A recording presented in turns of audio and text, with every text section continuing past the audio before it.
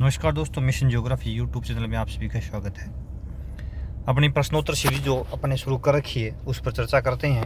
आज की प्रश्नोत्तर सीरीज होगी अपनी वायुदाब और वायुदाब पेटियाँ। ठीक है, फर्स्ट ग्रेड, सेकंड ग्रेड और विशेष रूप से फर्स्ट ग्रेड के लिए और लेब असिस्टेंट के लिए महत्वपूर्ण टॉपिक है। तो जो फर्स्ट ग्रेड की तैयारी कर रहे हैं हमारी सीरीज के साथ में जुड़े, मिशन ज्योग्राफी यूट्यूब के साथ जुड़े और अधिक से अधिक के भूगोल के अंदर अपने अंक जो है वो हासिल करें, क्योंकि हमने कोशिश की है बहुत ही शानदार और अच्छे प्रकार के टॉपिक लेकर के एक सिस्टमेटिक ढंग से प्रश्नोत्तर सीरीज तैयार करने की। तो हम आपके पास पहुंचा रहे हैं, तो आप ज़रूर हमसे जुड़ें और अपने लक्ष्य को हासिल करें। तो शुरू करें आज की इस सीरीज़ को। इसके साथ ही थोड़ा ये ध्यान दें कि ये अपनी जो सीरीज़ है, अपना चैनल का जो लिंक है उसको अधिक से अधिक बच्चों तक शेयर करते रहें, ताकि अधिक से अधिक बच्चों को इसका लाभ मिले। शेयर करते रहें प्लीज़। और जिन्होंने अब तक सब्सक्राइब नहीं किया तो सब्सक्राइब भी अपने चैनल को कर लें, क्योंकि यहाँ मिलने वाला है बहुत ही शानदार और सुनहरे टॉपिक्स ज्योग्राफी के, संपूर्ण ज्योग्राफी आपके लिए। तो ज़रूर देखें। शुरू करें आज की सीरीज़ को। आज की सीरीज़ में है वायुदाब और वायुदाब की पेटियाँ। इसमें अपन देखेंगे वायुदाब और वायुदाब की पेटियों में जो पहला प्रश्न होगा वो है वायुदाब की खोज किसने की थी। तो सर्वप्रथम वायुदाब की खोज किसने की थी? तो इसका सही आंसर है ग्यूरिक 1651, रिटर 1651, पास्कल 1751, कोई नहीं। जो सही आंसर इसमें ग्यूरिक ने की थी 1651 के अंदर। ठीक है ना। पास्कल जो है ना, रिटर का संबंध यहाँ इससे नहीं है, और पास्कल जो है ना इससे सबसे पहले पता लगाया था कि वायुदाब ऊंचाई के साथ घटता है। इसका पता ऊंचाई के साथ वायुदाब घटता है धरातल से, इसका पता पास्कल ने लगाया था। और ग्यूरिक ने वायुदाब की सबसे पहले खोज की थी। खोज किसने की? ग्यूरिक ने की थी। दूसरा प्रश्न है अपना कि वायुदाब मापने की इकाई है। तो भैया वायुदाब किस में मापा जाता है? मिलीबार, फ़ारेनहाइट, सेंटीग्रेड, ये सभी। तो इसमें मिलीबार जो है वो वायुदाब मापने की इकाई है। फ़ारेनहाइट और सेंटीग्रेड जो है ये तापमान मापने की इकाई है। ये तापमान के लिए है दोनों। ठीक है ना। और मिलीबार वायुदाब की है। तो इसमें ऑप्शन कौन सा सही है? ए ऑप्शन सही है। समुद्र तल पर वायुदाब होता है। देखो यहाँ समुद्र तल पर यहाँ लिखना है वायुदाब। समुद्र तल पर वायुदाब होता है कितना? तो समुद्र तल पर वायुदाब की बात करते हैं अपन तो 1000 मिलीबार, 1013.25 मिलीबार, 1010.25 मिलीबार या 920.25 मिलीबार। तो समुद्र तल पर जो वायुदाब वो होता है 1013.25 मिलीबार। ये ऑप्शन सही है। इसमें बी ऑप्शन सही रहेगा, 1013.25 मिलीबार। ठीक है ना। अगला प्रश्न है ऊंचाई पर बढ़ने पर वायुदाब घटता है तो उसकी दर क्या रहती है? किस दर से घटता है? तो इसमें अंदर यदि अपन देखेंगे तो ऊंचाई के साथ बढ़ेंगे तो वायुदाब घटेगा 10 मीटर पर 1 मिलीबार, 10 मीटर पर 10 मिलीबार, 100 मीटर पर 1 मिलीबार, या इनमें से कोई नहीं। तो भैया इसमें प्रति 10 मीटर के ऊपर 1 मिलीबार वायुदाब घटता है। ये एनसीईआरटी है। आरबीएससी में इसमें आता है कि यदि अपन 300 मीटर ऊपर बढ़ते हैं, 300 मीटर बढ़ते हैं तो 34 मिलीबार, ये भी आता है एमबी। 300 मीटर पर 34 मिलीबार, ये भी आरबीएससी में आता है। और लेकिन अपने एनसीईआरटी में 10 मीटर पर 1 मिलीबार, ये ऑप्शन सही है। अगला प्रश्न है पृथ्वी पर वायुदाब पेटियां कितनी है? 4, 7, 8, 6। तो भैया पृथ्वी पर 7 वायुदाब पेटियां। कितनी है? 7। एक तो भूमध्य रेखीय न्यून दाब पेटी, ठीक है ना। एक उपोष्ण कटिबंधीय दोनों गोलार्धों में 2 हो गई। एक ये हो गई। एक उपध्रुवीय दोनों गोलार्धों में, ठीक है ना। उपध्रुवीय ये 2 हो गई, और एक ध्रुवीय दोनों गोलार्धों में, ठीक है। तो ये 2 हो गई। तो 2, 2, 4 और 1, कितनी हो गई? 7 पेटी। ठीक है ना। अगला प्रश्न है कि वायुदाब पेटियां होती है तो गतिजन्य, तापजन्य, ये दोनों कोई नहीं। तो भैया दोनों ऑप्शन सही है इसमें। वायुदाब पेटी गतिजन्य होती है और तापजन्य होती है। दोनों कारणों से, यानी ताप के कारण भी वायुदाब कम और अधिक होता है, और गति के कारण भी, पृथ्वी घूर्णन गति के कारण होता है। दोनों ऑप्शन सही है इसमें। स ऑप्शन सही हो जाएगा। ठीक है ना। इसमें स ऑप्शन सही रहेगा। अगला है निम्न में से तापजन्य पेटी है। तो 7 पेटियों में तापजन्य पेटी कौन सी है? तो इसमें दे रखा है भूमध्य रेखीय न्यून दाब पेटी, तापजन्य बिल्कुल सही है। उपध्रुवीय उच्च दाब पेटी, दक्षिण ध्रुवीय उष्णदाब पेटी, उत्तरी ध्रुवीय उष्णदाब पेटी और दक्षिण ध्रुवीय उष्णदाब पेटी, ये दोनों भी सही है। इसका मतलब सभी ऑप्शन सही है। देखो 7 में से 3 पेटियां दोनों ध्रुवीय, उत्तरी और दक्षिणी और भूमध्य रेखीय, ये तीनों तापजन्य है। 3 पेटी तो है तापजन्य, यानी ताप के कारण इसमें वायुदाब प्रभावित हो रहा है, और 4 पेटी है गतिजन्य, ठीक है ना। तो एक तो उपोष्णकटिबंधीय उत्तरी और दक्षिणी 2 तो ये हो गई, एक उपध्रुवीय उत्तरी और दक्षिणी 2 ये हो गई। 4 पेटियां गतिजन्य है और 3 तापजन्य।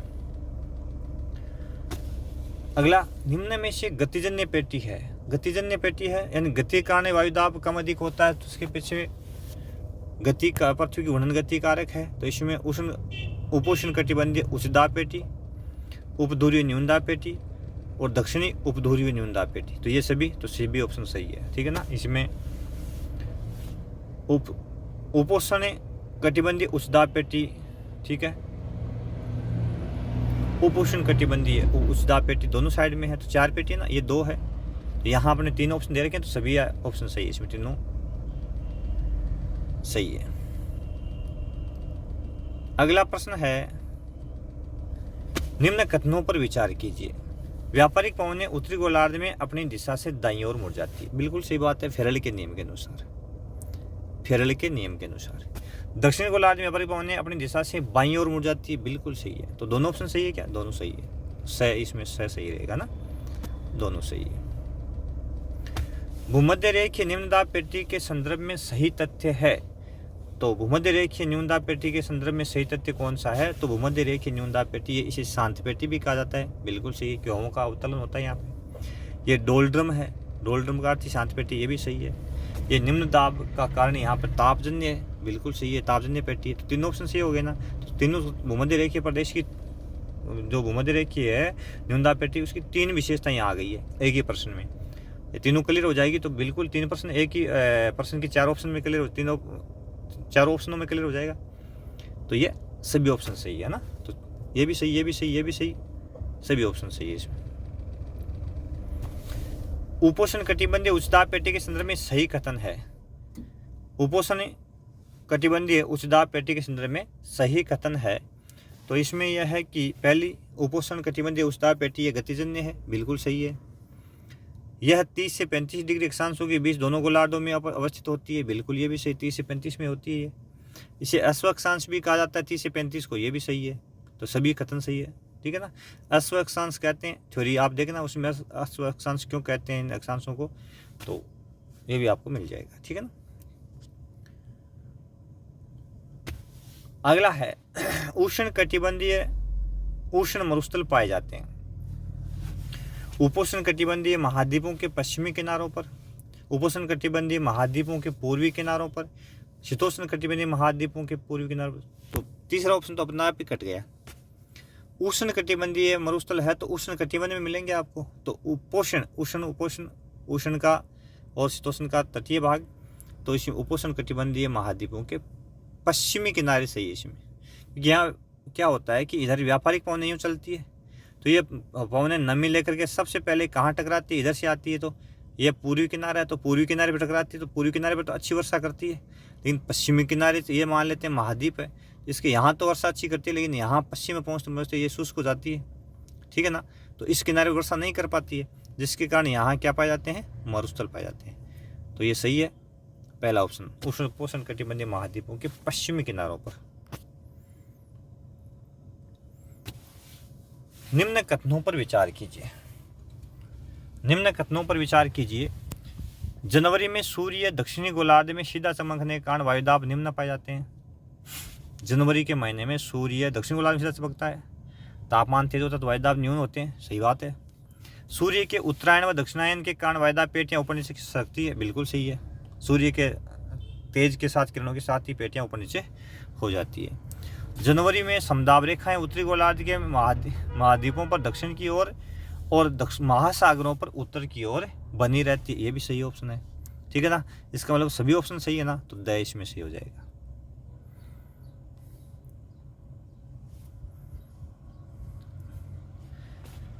अगला प्रश्न है, ऊंचाई के साथ तापमान घटता है, इसका सर्वप्रथम प्रथम पता किसने लगाया? तो सबसे पहले अभी मैंने बताया था, पास्कल ने लगाया था इस बात का पता।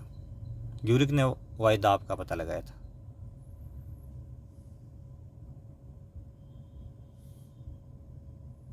ठीक है ना। अगला है पवनों को प्रभावित करने वाले कारक है, तो पवनों को प्रभावित करने वाले कारकों में दाब प्रवणता बिल्कुल सही है, घूर्णन बल बिल्कुल सही है, धरातलीय स्वरूप बिल्कुल सही है। तो सभी के सभी ऑप्शन सही है इसमें, ये सभी पवनों को प्रभावित करते हैं। अगला प्रश्न है कोरियोलिस बल का पता सर्वप्रथम किसने लगाया था?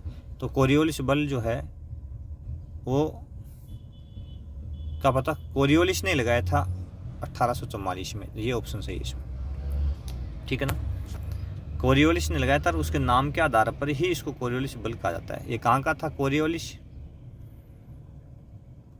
फ्रांस का था, फ्रांस का था। ये कहाँ का था? फ्रांसीसी। निम्न में से स्थायी पवन है, जो पवन स्थायी होती है, अस्थायी यानी मौसमी पवनें होती है, मानसूनी पवनें जिनको कहा जाता है। ठीक है ना, और सामयिक भी होती है। तो यहाँ स्थायी पवन में व्यापारिक पवन, तीन तरह की पवनें ही पृथ्वी पर स्थायी है। एक तो व्यापारिक सही है, पछुआ पश्चिमी पवन ये भी सही है, ध्रुवीय पवन ये सही है, तीनों ऑप्शन सही है इसमें। ये तीनों के तीनों स्थायी पवनें हैं। ठीक है ना, ध्यान रखना इनको। चलती कहाँ है? यदि इसको अपन पृथ्वी मान ले, यह पृथ्वी है, तो यहाँ तो चलती है व्यापारिक पवनें भूमध्य रेखा के दोनों साइड में, और यहाँ मध्य अक्षांश पर चलती है पछुआ पवनें यहाँ। ठीक है ना, और यहाँ ध्रुवीय गोला उत्तरी ध्रुव से उपध्रुवीय प्रदेश को चलती है ध्रुवीय पवनें। ठीक है ना, इस प्रकार से समझ गए। अगला है पछुआ पवनों की प्रचंडता के कारण इनके प्रचलित नाम है। तो दक्षिणी गोलार्ध में इनको अलग अलग नामों से पुकारा जाता है। 40 डिग्री अक्षांश पर इनको बोलते हैं गरजती चालीसा, 50 डिग्री अक्षांश पर बोलते हैं पछुआ पवनों को भयंकर पचासा, और 60 डिग्री बोलते हैं चिकती साटा। तो सभी ऑप्शन सही है। ये पछुआ पवनों की तीव्रता के कारण उनको अलग अलग नाम दे रखे। अगला है नॉरिस्टर है। नॉरिस्टर पवन होती है कौन सी? उत्तर ध्रुवीय, दक्षिण ध्रुवीय, व्यापारिक पवन। ये सभी तो नहीं हो सकता क्योंकि पवनें अलग अलग है। इसका उत्तर ध्रुवीय, इसमें नॉरिस्टर कौन सी पवन है? उत्तर ध्रुवीय पवन को नॉरिस्टर कहा जाता है। अगला है जेट स्ट्रीम के संदर्भ में सही तथ्य है। जेट स्ट्रीम के संदर्भ में सही तथ्य है, जेट स्ट्रीम उपोष्ण कटिबंधीय पछुआ पवन है। जेट स्ट्रीम यह क्षोभमंडल में 12 किलोमीटर ऊंचाई पर चलती है। तो पहला तो सही है, और दूसरा भी सही है, क्षोभमंडल में 12 किलोमीटर ऊंचाई पर चलती है, और यह है पश्चिम से पूर्व की ओर चलती है। ये भी सही है। इसका मतलब जेट स्ट्रीम की सारी विशेषता आ गई इन दिनों में। तो सभी ऑप्शन सही है ये। ठीक है ना, सभी ऑप्शन सही है इसमें भैया। अगला है स्थल समीर व जल समीर में प्रमुख अंतर है। तो स्थल समीर रात को चलती है, जल समीर दिन में चलती है। बिल्कुल सही है। दूसरा है स्थल समीर स्थल से जल की ओर, और जल समीर जल से स्थल की ओर चलती है, भी सही है। दोनों सही, तो दोनों सही ऑप्शन है इसमें। अगला है पर्वत समीर चलती है। तो पर्वत समीर कब चलती है? दिन में। तो पर्वत की घाटियां जो शिखर है, ये जैसे ये पहाड़ी है, सूर्य की रोशनी इस पहाड़ी पर पहले पहुंचती है दिन के अंदर, तो ये भाग गर्म हो जाता है। ठीक है, रात को, दिन में तो ये गर्म हो जाता है, और रात के समय ये भाग ठंडा रहता है। ठंडा रहता है तो रात के समय क्या होता है कि इस यहाँ उच्च दाब और यहाँ निम्न दाब रहता है। तो हवाएं पर्वत से नीचे की ओर चलती है, घाटी की ओर। तो कब चलती है? रात को। ठीक है ना, तो इसमें पर्वत समीर चलती है। ऑप्शन इसमें पर्वत से घाटी की ओर। हाँ, तो इसमें ब ऑप्शन सही हो जाएगा, पर्वत से घाटी की ओर। ये ऑप्शन बनाया इसमें। ठीक है ना, यदि यहाँ पर मैं रात कर दूँ ना, यहाँ पे या अपन रात कर, दिन के स्थान पर रात लिख देना, तो दोनों ऑप्शन सही हो जाएंगे। ठीक है, लेकिन यहाँ दिन लिखा है, इसका मतलब ऑप्शन कौन सा सही है? ये बस सही है, क्योंकि ये रात को चलती है।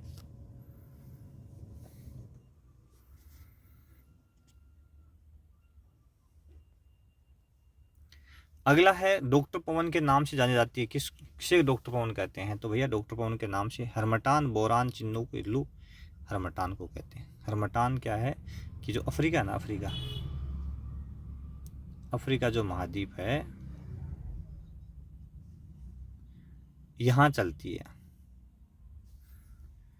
सारा के रेगिस्तान के से चलने वाली शुष्क पवन है, ये इस भाग में चलती है, ये सारा का रेगिस्तान है यहाँ से, ठीक है।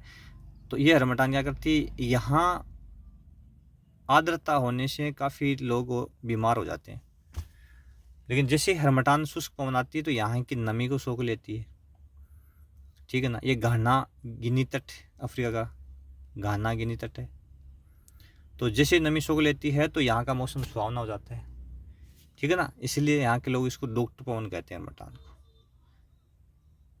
लू है, आपको पता है लू अपने पश्चिमी राजस्थान में चलती है, पश्चिम भारत में, उत्तरी पश्चिमी भारत में चलती है ना लू। अगला प्रश्न यही है, लू है उत्तरी पश्चिम भारत चलने वाली गर्म हवा, ठंडी हवा, आर्द्र हवा, कोई नहीं, तो ये गलत है, ये गलत है, गर्म है, ये इसका पहला ऑप्शन सही है, उत्तरी पश्चिम भारत चलने वाली गर्म हवा। तो ये कुल 24 प्रश्न यहाँ से बने हैं। तो इसी तरह के वीडियोज़ के लिए, इसी तरह की प्रश्नोत्तर सीरीज के लिए आप हमारे मिशन ज्योग्राफी यूट्यूब को लाइक शेयर सब्सक्राइब कर लें, अधिक से अधिक बच्चों तक शेयर करें ताकि इसका फ़ायदा अधिक से अधिक बच्चों तक पहुंचे। आप हमारा मनोबल बढ़ाइए, हम पढ़ने के लिए आपका मनोबल बढ़ाएंगे, और हम दोनों मिलकर के यदि इस प्रकार के सहयोगात्मक प्रवृत्ति से कार्य करेंगे तो ज़रूर मंजिल आपको भी मिलेगी और लक्ष्य हमें भी हासिल होगा। हमारा लक्ष्य है प्रत्येक बच्चे तक भूगोल पहुँचाना, आपका लक्ष्य है आप अपने स्टैंड पर कायम होना, अपने जॉब पर कायम होना, अपना अचीवमेंट लेना, ये आपका लक्ष्य है। तो हम आशा करते हैं कि हमारे माध्यम से जितना सहयोग बनेगा उतना सहयोग करके हम आपको आपका लक्ष्य प्राप्त करवाने में भरपूर कोशिश करेंगे। बहुत बहुत धन्यवाद। देखते रहें मिशन ज्योग्राफी यूट्यूब चैनल।